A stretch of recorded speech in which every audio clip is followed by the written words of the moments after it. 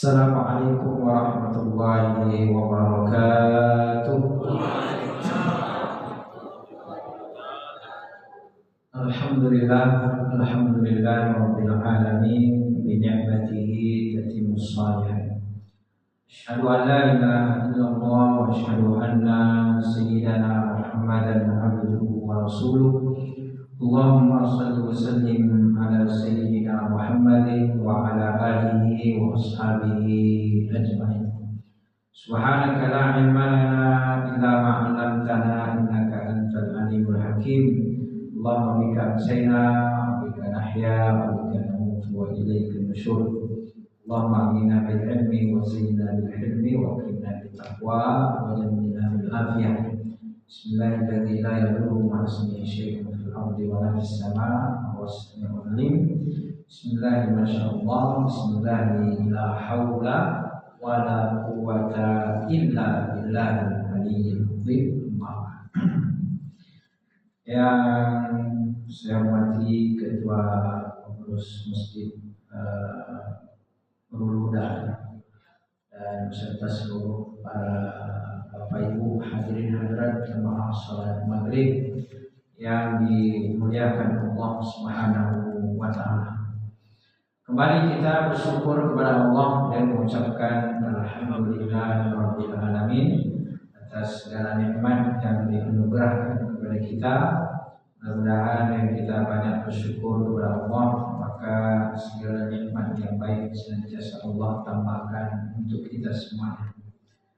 Salawat dan salam kita sampaikan kepada baginda Rasulullah Sallallahu Alaihi Wasallam dan kita mengucapkan Allahumma sholli ala Sayyidina Muhammad wa ala ali Sayyidina Muhammad. Assalamualaikum ya Rasulullah, Assalamualaikum ya Nabi Allah, Assalamualaikum ya Habibullah. Mudah-mudahan yang kita banyak berselawat kepada beliau, maka kita semua mendapatkan syafaatnya nanti di yaumil akhir. Amin ya rabbal alamin. Bapak Ibu hadirin hadirat muliakan Allah Subhanahu wa taala, kita lanjutkan membahas tentang tema-tema hadis-hadis nasihat dari Rasulullah Sallallahu Alaihi Wasallam, yang mana memang hadis-hadis Nabi itu adalah sebagai pedoman di dalam kehidupan kita. Karena kata Nabi Sallallahu Alaihi Wasallam, taraktu fiikum amrayni, ku tinggalkan dua perkara, lan tadillu in tamassaktum bihima, kalian tidak akan pernah tersesat selama-lamanya selagi berpegang teguh kepada dua tersebut. Yaitu adalah kitab Allah wa sunnati, kata Nabi, itu adalah Al-Quran dan juga sunnah. Maka kita berusaha untuk berpegang teguh kepada Al-Quran dan juga kepada sunnah Rasulullah Sallallahu Alaihi Wasallam. Di antara hadis yang akan kita baca itu adalah apa yang diriwayatkan oleh Abu Hurairah radhiyallahu anhu. Di seorang sahabat bernama Abu Hurairah, beliau mengatakan bahwa Rasulullah sallallahu alaihi wasallam qala, bahwa Nabi sallallahu alaihi wasallam bersabda, "Atadruna manil muflis." Jadi Nabi ini sedang bersama dengan para sahabat, sedang duduk-duduk bareng.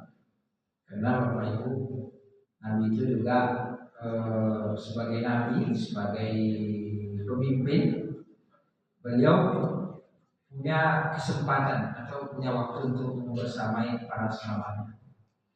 Jadi tidak hanya Nabi itu ibadahnya banyak, tapi juga tidak selamanya ibadah. Jadi ada masa-masa beliau bercengkrama dengan para sahabat, artinya duduk ngobrol dengan para sahabat, duduk bercerita, bahkan ada juga makan-makannya. Jadi Nabi itu ya orangnya kadang santai, kadang tegas, dan kadang juga beliau menjadi sebagai kepala keluarga. Jadi beliau memerankan peran yang banyak. Itulah Rasulullah SAW. Di beliau terkadang juga duduk-duduk ngobrol. Kalau sekarang mungkin duduk ngobrol soal politik kali ya. Karena masa pilkada ini ya apa namanya banyak perbincangan untuk masalah itu. Nah kalau Rasulullah biasanya dulu itu tidak disia-siakan. Ketika dulu bersama dengan para sahabat, selain bercengkrama, biasanya ada nasihat, ada ilmunya gitu. Nah kata Nabi Sallallahu Alaihi Wasallam kepada para sahabat yang ada itu, atadruna man muflis? Tahukah kalian siapa orang yang bangkrut? Tahukah kalian siapa orang yang merugi? Qalu al-muflisu fina man la dirham lahu wa la mata.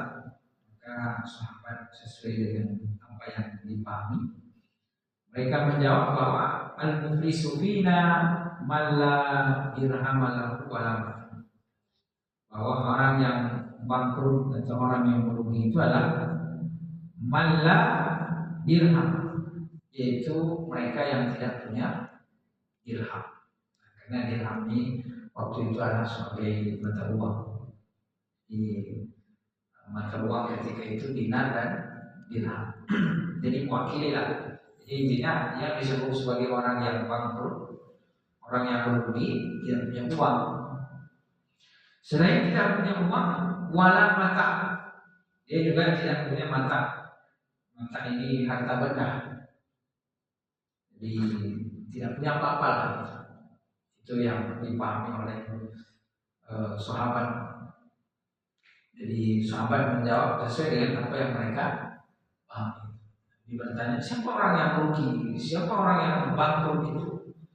Ya sahabat menjawab dia tidak punya uang, tidak punya harta, hanya orang yang bangkrut, muflis.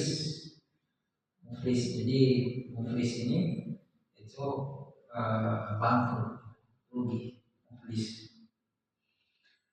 Maka kemudian Nabi Shallallahu Alaihi Wasallam menjelaskan yang lebih detail. Jadi kata Nabi, innal muflisa min ummati.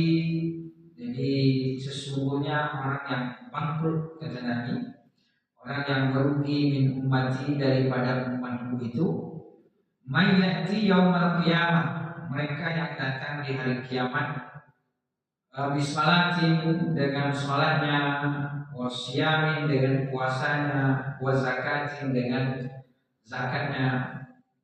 Artinya ya dia beramal, punya amal, melaksanakan kewajiban. Karena dalam kehidupan kita ini kan ada kewajiban, ada hal-hal yang diwajibkan oleh Allah Subhanahu Wa Taala. Ada juga sifatnya sunnah. Ada yang diwajibkan, ada yang sifatnya itu adalah sunnah. Tapi kalau Bapak Ibu kita teliti, ternyata sunnah itu lebih banyak daripada yang wajib. Jadi yang sunnah itu jauh lebih banyak. Kenapa begitu? Karena kalau yang wajib banyak tentu menjadi berat. Karena kan kalau wajib dilaksanakan berpahala, ditinggalkan berdosa. Kalau wajib banyak tentu jadi berat bagi kita. Nah, tapi kalau kita lihat ternyata yang wajib itu tidak banyak. Yang banyak itu adalah sunnah. Karena sunnah itu dilaksanakan berpahala, ditinggalkan tidak berdosa. Jadi ada keringanan. Karena memang Allah Subhanahu Wa Taala tidak ingin menyusahkan. Maja'ala alaikum fid-din min haraj.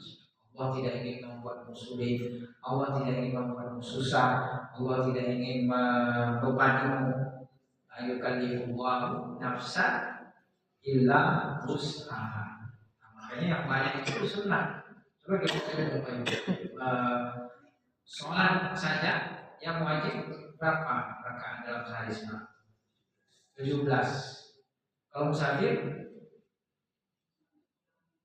jadi 11. Nah, kalau musafir, karena yang syukur jadi 2, yang asal jadi 2, yang bisa jadi 2, kan kurang 6. 17 kurang 6 jadi 11. Kalau kita tidak musafir 17. Kalau musafir jadi 11. Itu yang wajib. Kalau yang sunnah Sunnah itu banyak sekali Bapak Ibu, sunnah itu banyak.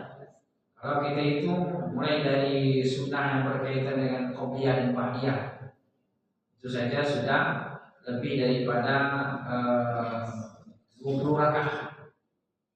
Walaupun yang makan itu 12, dua sebelum subuh, dua sebelum zuhur, dua setelah zuhur, dua sebelum asar, dua setelah maghrib, dua setelah isya. Itu yang makan, artinya yang sunnahnya sangat dianjurkan. Ditambah lagi dengan sunnah-sunnah yang lain, sunnah doa, hajj, kemudian istikharah, berbagai macam sholat sunnah, sunnah tarawih, sunnah tasbih, pokoknya banyak sholat sunnahnya. Yang penting ada ininya, ada tujuannya, ada fungsinya. Walaupun ada juga sholat sunnah yang kemudian dianggap sebagai sunnah, padahal itu bukan sunnah. Ulama itu bid'ah. Tapi pada intinya yang wajib itu tidak terlalu banyak.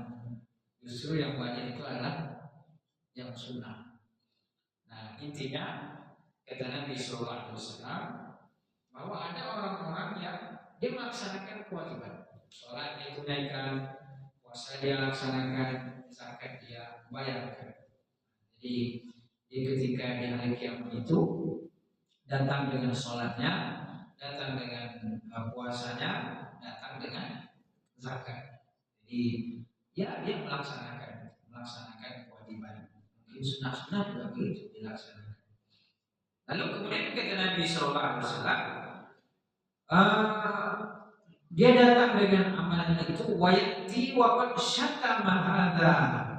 Tapi dia juga di dunia dulu pernah melakukan syatm. Syatm ini artinya menghujat, menghina. Artinya ya lisannya lah, lisannya itu menyakiti orang. Syatama hadza wa qadhafa, menuduh orang berbuat mungkar, berbuat zina. Begitu juga wa akala malahana, memakan harta orang secara batil. Makan harta orang secara batil. Kalau makan harta orang secara benar itu adalah apa? Misalnya ditraktir, nah kan itu makan harta orang secara benar. Dikasih, dihibahkan, disedekahkan, dilimpahkan. Nah, tapi yang dimaksud di sini adalah wa akala mala harta, memakan harta orang itu dengan cara apa? Dengan cara bil batil. Oleh karena itu Allah mengatakan, ayyuhalladzina amanu la taqulu amwalakum bainakum bil batil. Wahai orang-orang beriman, janganlah di antara kalian itu makan harta secara batil. Karena itu konsekuensinya berat. Wa kalama hadza wa safaka damahada, maka dia mengalirkan darah atau melakukan kezaliman kepada orang lain. Wa darabahada, atau memukul, intinya menzalimi orang. Karena itu semua ini dilarang. Menyakiti orang dengan lisannya, menggunjing, memfitnah. Apalagi kita sekarang ini tidak hanya menggunjing dengan lisan, tapi bisa juga dengan mengetik. Di HP kita ini kan luar biasa, serba multifungsi. Bisa dipakai untuk komunikasi, bisa juga dipakai untuk membaca, bisa juga dipakai untuk menulis, dating dan lain sebagainya. Sehingga sekarang ini kalau dulu mungkin menggunjing hanya dengan lisan, sekarang bisa menggunjing dengan jari jemari.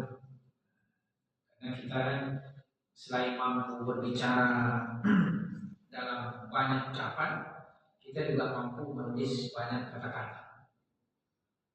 Berapa kata yang kita tulis di HP dalam sehari. Berucap pun itu juga. Berucap itu banyak kita mampu mengucapkan. Bahkan penelitian menyebutkan laki-laki mampu berbicara 7.000 kata dalam sehari semalam. 7.000 kalau laki-laki. Kalau perempuan lebih banyak lagi. Penelitian menyebutkan bahwa kalau perempuan itu 20.000 kata. Kalau laki-laki 7.000, perempuan 20.000. Tapi dulu wajar kalau apa namanya agak banyak bicara kan, karena harus memenuhi target 20.000. Kalau laki-laki itu justru aneh kalau banyak bicara, karena dia cuma 7.000. Itu penelitian menyebutkan begitu. Jadi kita ini mampu berbicara banyak, mengucapkan kata-kata banyak, menulis kata-kata yang banyak. Tapi kita kadang tidak tahu bahwa apakah ucapan itu baik. Padahal kan Allah sudah mengatakan, "Ma yalfadhu min qawlin illa waladaihi raqibun atid." Tidak ada satu ucapan yang keluar kecuali telah dicatat oleh malaikat mayal min qawli illa waladaihi raqibun atid, kecuali telah dicatat oleh malaikat raqib dan atid. Ini sudah tercatat dia dengan baik, sudah terekam, tidak ada yang bisa menghindari. Maka semuanya itu nanti akan dipertanggungjawabkan di semua bentuk kezaliman, semua bentuk zalim oleh lisan, zalim terhadap harta orang, zalim terhadap kehormatan orang, menyakiti, maka semuanya akan dipertanggungjawabkan nanti di hari kiamat. Dan tidak ada yang dilalaikan oleh Allah Subhanahu wa taala. Wa may ya'mal mithqala dzarratin khairan yarah, wa may ya'mal mithqala dzarratin syarran yarah. Jadi tidak ada yang luput dari pengadilan Allah Subhanahu wa taala. Dan semuanya nanti kita akan diadili, semua akan dihadapkan dengan pengadilan Allah Subhanahu wa taala. Dan Allah mengatakan, "Alaihissallahu bi ahkamil hakim." Bahwa hakim yang paling adil itu adalah Allah Subhanahu wa taala. Kalau di dunia ini kadang-kadang hakim bisa diintervensi, mungkin bisa dibayar, hakim bisa dipengaruhi lah, bisa disogok barangkali. Tapi kalau pengadilan Allah tidak bisa. Karena pada hari itu juga harta tidak ada gunanya. Jadi bagaimana penyelesaian pada hari itu?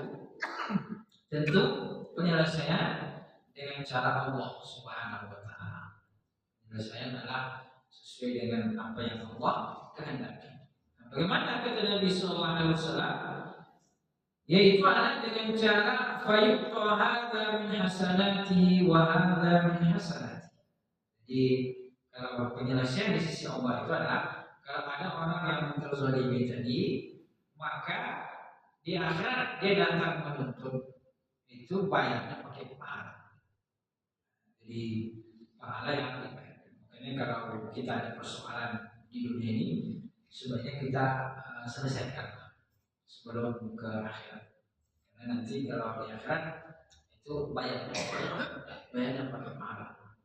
Kalau di sini masih bisa saling memaafkan. Kalau di akhirat harus nanti pakai pahala sudah membayarnya. Kalau bisa sebelum di akhirat, ya kalau bisa selesai lah di dunia ini. Kata orang kosong-kosong lah, gitu kan?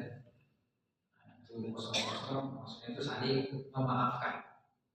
Dan bagaimana kita ini berjiwa meminta maaf dan juga mudah memberi maaf. Jadi tidak boleh menendam. Pulang orang minta maaf, pokoknya tidak ada maaf bagiku. Saya tuntut sampai ke akhirat. Itu tidak boleh. Itu bukan sifat seorang mukmin. Kalau orang mukmin yang baik itu adalah kalau orang minta maaf, maka kata Allah Subhanahu wa taala, wal afina 'anil nas, adalah yang mudah untuk memberi maaf. Jadi kita ini harus mudah meminta maaf dan juga harus mudah memberi maaf. Itu kalau terkait dengan masalah tidak terkait dengan masalah harta. Kalau terkait dengan masalah harta tentu harus diselesaikan juga. Karena kata Nabi Sallallahu Alaihi Wasallam, "Ayumalah min nabatal malin haramin fanaru lagi." Bahwa setiap daging yang tumbuh dari harta yang haram maka neraka lebih utama baginya.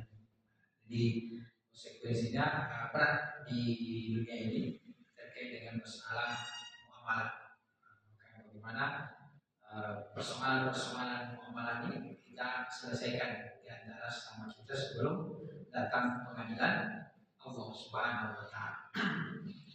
Maka kata Nabi sallallahu alaihi wasallam, cara penyelesaiannya itu adalah kalau ada kezaliman yang belum terselesaikan di dunia, maka nanti orang yang terzalimi itu datang menuntut.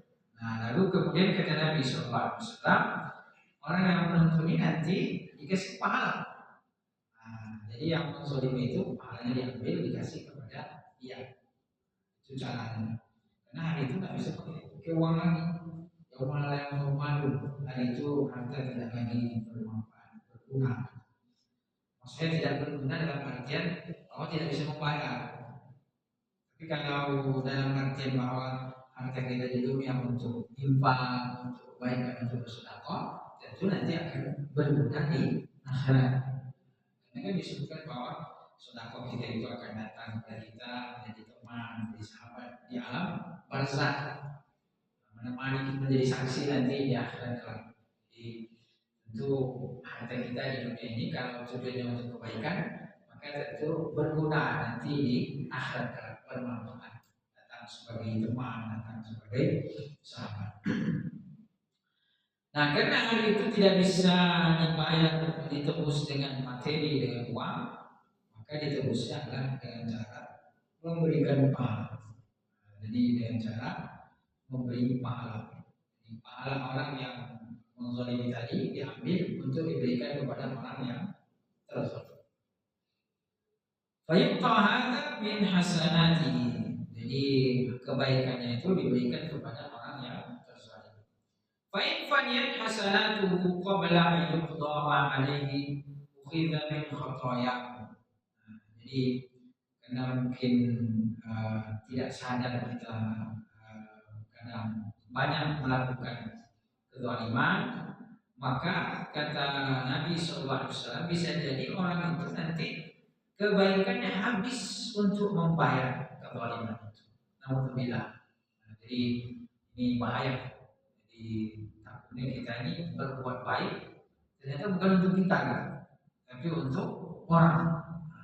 Jadi selain berbuat baik, maka kita juga harus menjaga perkara-perkara yang bisa menghapuskan daripada amal soleh kita atau bisa menghabiskan daripada amal baik kita. Jadi bahaya kita sudah merasa bahwa bekal banyak, ternyata bekal kita itu nanti dibagi-bagi kepada orang. Nanti kita tidak dapat. Kenapa? Karena habis bekal tadi untuk membayar terhadap apa yang belum selesai di atas muka bumi. Maka kata Nabi SAW, kalau kebaikannya sudah habis untuk membayar, masih ada lagi orang yang menuntut. Masih ada orang minta. Inilah bangkrut betul nih. Udah pahalanya habis, kezaliman belum selesai. Ini betul-betul kalau kezaliman habis, pahalanya habis, ya balance mungkin kan. Itu kemana itu? Ke surga apa ke neraka? Jadi balance. Ini tidak balance. Jadi pahalanya habis, tapi masih ada orang yang menuntut. Celaka betul. Alhamdulillah, mudah-mudahan menjauhkan kita dari yang demikian. Kata Nabi, kalau pahalanya sudah habis, masih ada orang yang menuntut, maka kata Nabi SAW, qabla ukhidha fa in faniyat hasanatu qabla an yudamma alaihi ukhidha min khataya. Maka nanti keburukan orang yang terzalimi itu dipindahkan kepada, di dosa orang yang terzalimi tadi itu ditimpakan kepadanya, dibalikkan pahala dia untuk orang, dosa orang itu untuk dia. Dosa orang yang terzalimi itu untuk dia. Lalu kemudian kata Nabi SAW, fatrihan alaihi thumma turiha finnar. Kemudian pada akhirnya dia harus apa namanya? Pada akhirnya dia harus dicampakkan ke dalam api neraka. Jadi kan awalnya kata Nabi, orang yang kufis itu adalah orang yang datang dengan pahala sholat, dengan pahala zakat, dengan pahala puasa, tetapi kemudian dia ada menzalimi orang. Akhirnya pahalanya habis. Inilah kata Nabi orang yang orang yang bangkrut. Jadi orang yang bangkrut adalah orang yang kata Nabi Shallallahu Alaihi Wasallam meninggal dia banyak buang pahala, tapi pahalanya habis untuk membayar. Dari hadis ini Bapak Ibu yang mengatakan Allah Subhanahu Wa Taala, kata para ulama ada beberapa kesimpulan yang bisa kita ambil bahwa yang pertama, selain kita berusaha beramal soleh, kita juga berusaha untuk menjaga agar amal soleh kita itu untuk kita. Maka selain beramal soleh, amal soleh ini kan positif. Maka jangan sampai nanti ada negatifnya. Negatifnya ini adalah melakukan kewajiban. Maka harus seimbang. Maka disinilah pentingnya seimbang antara ibadah kepada Allah dengan ibadah hablum minallah dengan hablum minannas. Jadi kita baik kepada Allah dan juga kita baik terhadap sesama manusia. Yang kedua adalah berusaha menyelesaikan segala persengketaan dengan baik. Maka itu fungsi daripada hakim sebenarnya. Jadi hakim itu adalah menjadi wasilah dia untuk penyelesaian sengketa. Jadi kalau sengketa ini terkait dengan masalah harta, maka bagaimana diselesaikan dengan cara yang baik. Dan Nabi itu juga sebagai hakim. Makanya disebutkan bahwa kata Nabi SAW, innama ana basyarun wa innakum takhtasmuna ilayya. Kata Nabi, sungguhnya aku ini adalah manusia biasa. Kalian datang kepada aku takhtasmuna ilayya, datang kepada aku untuk melakukan peradilan. Ada hal-hal yang diadukan kepada Nabi, mereka datang bersengketa kepada Nabi meminta keadilan. Kata Nabi, wal'alla ba'dakum ayyakuna al-hada bihujjatihi min ba'din fa'udiya lahu binahwi ma'asma. Jadi kata Nabi, mungkin di antara kalian ada hebat yang berbicara, hebat berhujah, hebat mendatangkan dalil, hebat mendatangkan berbagai macam bersilat lidah. Maka aku menghukumi sesuai dengan apa yang kudengar. Aku menghukumi sesuai dengan apa yang kulihat, kata Nabi Yesus. Artinya sesuai dalil. Faman qadaitu lahu bihaqqi akhihi fa innama aqta'u qit'atan minan nar. Maka kata Nabi, orang yang hebat berhujah itu bisa jadi bukan haknya karena dia hebat berdalil, maka saya kasih dia, padahal itu bukan haknya.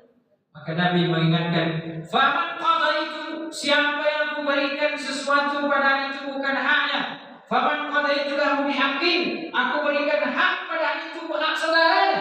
Faman qadaitu lahu bihaqqi akhihi, karena dia hebat tadi bersilat lidah, bukan hanya bersilat lidah, hebat pula dompetnya itu menyolong. Jadi dapat dua, hebat menyewa pengacara, kemudian hebat pula dia dengan dalil-dalilnya. Maka kita nanti bisa jadi bukan haknya tapi aku berikan. Itu kata Nabi Sallallahu Alaihi Wasallam. Jadi memanipulasi hakim itu bisa. Karena kehebatan daripada dalil. Yang kedua, ini hakim itu kadang-kadang bisa disombong juga. Kadang-kadang hakim itu sudah mau benar, tapi hakim itu juga sesuai dengan apa yang dia ketahui. Kata Nabi, aku ini manusia biasa, datang berselisih padaku. Kalian ada yang hebat berbicara, hebat ini, maka bisa jadi bukan hanya yang kasih. Karena dia bisa membuktikan dengan baik dengan ucapan. Siapa yang memberikan haknya padahal bukan haknya, kata Nabi, sama dengan aku memotongkan, memberikan dia suatu benda hak tadi itu, aku berikan kepada dia api neraka, bara api neraka. Jadi kalau kita mungkin berselisih itu bukan hak kita, tapi kita mendapatkannya dengan apa kita, dengan kemampuan kita, maka sama dengan kita diberikan daripada api neraka. Ini mengajarkan kepada kita untuk memikirkan daripada tidak hanya amal di dunia, tapi juga bagaimana kita memikirkan kehidupan di akhirat. Mudah-mudahan Allah Subhanahu Wa Taala senantiasa membimbing kita untuk pada jalan yang baik yang diridhai oleh Allah Subhanahu Wa Taala. Baik, itu yang dapat kita kaji karena sudah azan. Ada waktu lagi? Ya, boleh kalau ada tanya jawab atau diskusi di persidangan.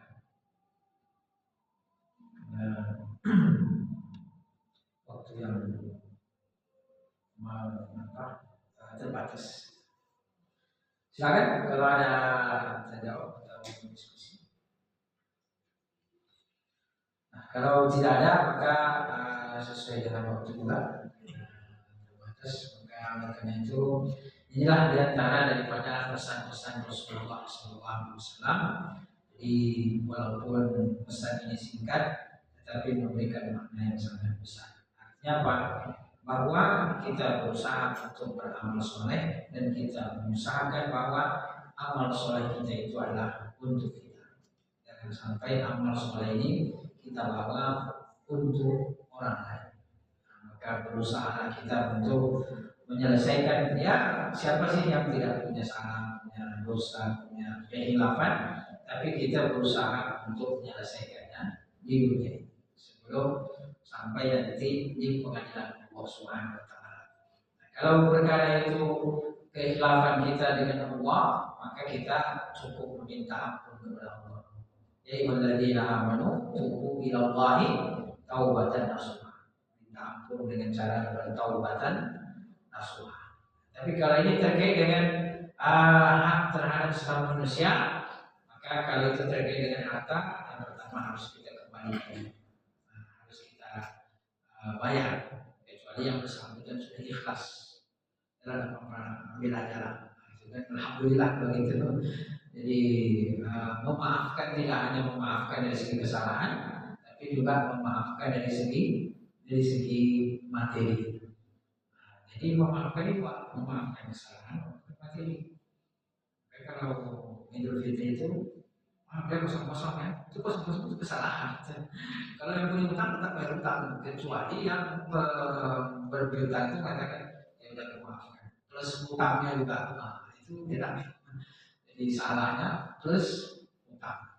Jadi kalau terkait dengan materi ini, makanya kan ada kisah bahwa bagaimana orang dia berusaha untuk mencari, padahal hanya mungkin materi yang sedikit, tapi dia berusaha untuk mencari siapa yang punya. Imam Syafi'i itu pernah beliau terminum susu tetangga, air susu tetangganya. Jadi dititipkan kepada ibunya Imam Syafi'i, lalu kemudian Imam Syafi'i itu mencelupkan jarinya terminum air susu. Nah, ketika beliau belajar menghafal, susah masuk ilmu itu. Padahal beliau sangat cerdas. Kecerdasan Imam Syafi'i, kalau menghafal Al-Quran, ini yang dihafal, kalau ini tidak ditutup, ini pun masuk juga. Nah, begitu cerdasnya Imam Syafi'i. Jadi ini yang dibaca, ini yang dihafalkan, ini apa? Yang masuk sekaligus. Tapi kalau ini dihafalkan, ini harus ditutup dan nggak masuk. Itu kecerdasan Imam Syafi'i. Nah, suatu ketika beliau merasa menghafal itu susah. Maka beliau mengadu kepada gurunya, syaqautu ila waqi'in su'ahidzi, aku mengadu kepada guru tentang buruknya hafalan. Farsyadani ila tarkil ma'asi. Maka kata guruku, tinggalkan perbuatan yang buruk. Apa perbuatan saya yang buruk ini? Teringatlah Imam Syafi'i bahwa suatu ketika pernah beliau minum susu yang mana itu tidak jelas. Ditanyalah kepada ibunya, dulu ada susu di sini, punya siapa? Kata ibunya, punya tetangga. Maka kata Imam Syafi'i, terceluplah tangan saya terminum. Itu bukan milik kita. Maka Imam Syafi'i berusaha untuk meminta keikhlasan. Malah kemudian kembali. Itu efeknya di dunia itu. Padahal cuma tercelup, artinya jari beliau tercelup untuk minum susu. Bagaimana dengan kalau dia sekarang dengan jutaan, puluhan juta, ratusan juta, miliar, alhamdulillah. Sebenarnya kalau ini kita tanamkan dalam diri kita, ada kesempatan untuk ada orang melihat kita sama sekali, karena kita takut kepada Allah, maka kita tidak melakukan. Jadi kalau hak kita ambil sesuai dengan hak kita. Kalau bukan hak kita, maka sangat kita takut untuk mengambilnya. Itulah sebenarnya yang diajarkan oleh Rasulullah dalam hadis ini, karena tidak ada yang luput daripada pengawasan Allah Subhanahu wa taala. Baik, itu yang dapat kita bahas dan memberikan manfaat. Terima kasih dan mohon maaf mudah-mudahan dapat kita amalkan, terutama diri saya sendiri. Bila taufiq hidayah, wa hidayah subhanallahi wa bihamdika, asyhadu an la ilaha illa anta, astaghfiruka wa atubu ilaik. Assalamualaikum warahmatullahi wabarakatuh.